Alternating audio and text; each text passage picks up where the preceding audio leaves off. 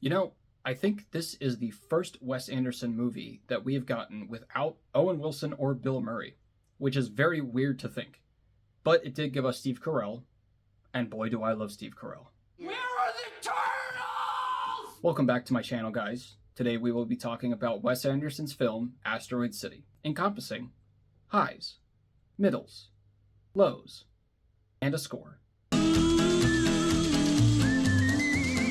Asteroid City is the newest film by Wes Anderson revolving around the titular desert town and the group of travelers who stay there to honor 5 scientifically brainiac students. It stars Jason Schwartzman, Scarlet Johansson, Maya Hawke, Bryan Cranston, Edward Norton, Adrian Brody, Steve Carell, Tilda Swinton, Jeffrey Wright, Tom Hanks, and the rest of Hollywood. Obviously, the biggest high of this movie is the cinematography. That is the thing that popped to everybody, and it is just beautiful. It literally looks like a vintage postcard come to life in a movie. When I first saw the stills of this, I thought I was looking at just like random pictures of postcards, and then I realized, no, that's shots from the movie. I mean, it's just, chef's kiss. Like, just so good. Not just the color, but the lighting in so many of the scenes. There's so many interesting things that they do in a couple different parts of this movie. Specifically, when the aliens are there, the lighting is just, the whole thing is just green. And the production design as well just goes along right with this to make this whole look of the movie. And a lot of it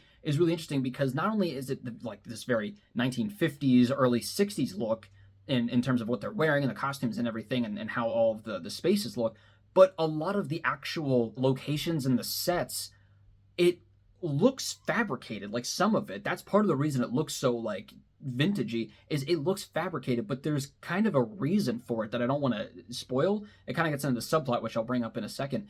But I thought that was very cool as well. Just the whole look of the movie is awesome. I mean, this was probably the most unique looking Wes Anderson film I have ever seen, including the Grand Budapest Hotel. This was just so cool looking. And obviously the camera shots and the types of shots and the camera movement that goes along with a Wes Anderson movie just goes with all of this as well, just to make it that much more interesting. It was really, really cool because honestly, it sort of felt like watching like a 1950s tutorial of like space tech in the West when all this was starting to come about. Like, they were showing in parts like a documentary on like everything that they were doing in, Area 51 or something like that. And in spots they did kind of blend different types of filmmaking, which at first I thought was an odd choice, but what they had picked.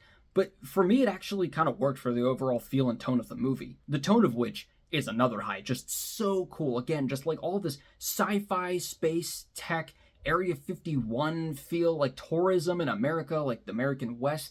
I'm not a big, like, ooh, America. But, like, this was really, really cool. Wes Anderson doing a sci-fi was just such a cool premise. And it kind of worked out really well coming just before 4th of July because it feels very touristy and, travel to different parts of America and look at all the innovation we have and all this other stuff. So that was pretty cool timing. And as with most Wes Anderson movies, I really liked the characters in this one, specifically Jason Schwartzman, who just looks like he had like 3 hours of sleep in 8 days. Like, I don't know what it was about his character, but he was just kind of cool. And just the characters and their interactions, their conversations, which is a heavy part of the movie, all of that just in general, I liked. It felt kind of innovative and cool and unique and just, I don't know, almost also just feel like you're kind of hanging out with these characters as they're experiencing these things and just what they're feeling about it. One thing I like about a lot of Wes Anderson movies is that all of his characters just feel cool with each other. Like, they're all just hanging out, like there's no real big conflicts. And that seems like it would work opposite to what a movie needs, but I don't know, I just like how they interact. But for as simple as it is at times, it is definitely the most intriguing and definitely the most bizarre Wes Anderson movie I have seen thus far. I still have a couple more to go, but it is absolutely the most bizarre one that I have seen for a few different reasons, but specifically for something that happens in the middle and then something that happens towards the end. Just those two things, I was like, this is kind of getting on like artsier, kind of more metaphorical stuff territory. And actually, on that same note, this is one of my middles, is that in this one, kind of like with some other Wes Anderson movies, there are just a few scenes where I have no idea what's going on. I don't really know what I'm supposed to get out of it.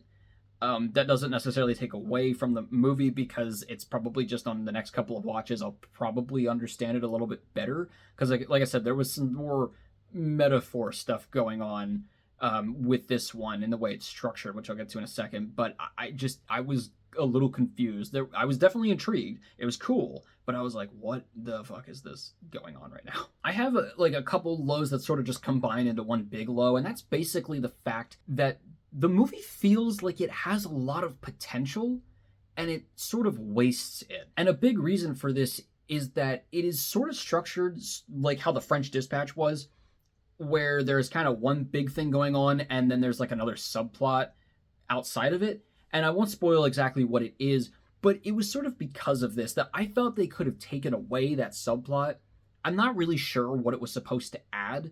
I felt like they could have kind of taken that away and focused more on the actual Asteroid City stuff, and that would have been way more interesting and compelling. I did like the stuff that we got in the subplot. I thought it was cool. I want to try to figure out how it was supposed to all connect. I think it would have been better for maybe another of his movies. For this one, I'm not so sure. And even the stuff in Asteroid City, like that whole actual main plot, it felt like a lot of it was, while it was cool to see all of the conversations and interactions through the characters, it did kind of feel like, okay, what are we doing here? It feels like more should be happening. And it's not. We're just kind of seeing the reactions of things and not so much the things themselves as much. It just felt like it was a little bit lacking in that area. So overall, I actually liked this movie a lot. The more I thought about it and sat with it, I was like, I really want to go see that again. But I definitely can see where people will be disappointed. For me, it was like, okay, sitting in the theater, just hanging out with these characters as they're doing these things. Honestly, my whole thing was, I don't even care what the plot of this movie is going to be. I'm just there for the look of it, and that's kind of what happened, even though I did like the story a lot. But I will say that for a lot of people, they're probably going to be kind of underwhelmed here and there, because it just feels like there could have been more. They laid like really great groundwork, and there was a lot of cool stuff, but it felt like there could have been just a little bit more. It is also short. It's like an hour and 38 minutes. So I feel like there could have been more, but I did like what we got. It was all sci-fi and weird, but like in a Wes Anderson quirky, formal way. I will say this, if you're looking up the synopsis, it's going to be like these spectacularly alien events that affect the town, and don't focus on that too much, because you will be a little underwhelmed and disappointed. Focus more on the fact that this town is kind of interesting and quirky, and we want to know how they're reacting to things. That's a little bit more of what the movie's like. I'm going to give Asteroid City a 3 out of 4. Well, guys, let me know what you thought of Asteroid City. Let me know what your favorite Wes Anderson movie is. And remember, you can't wake up if you don't fall asleep. I'll see you guys later.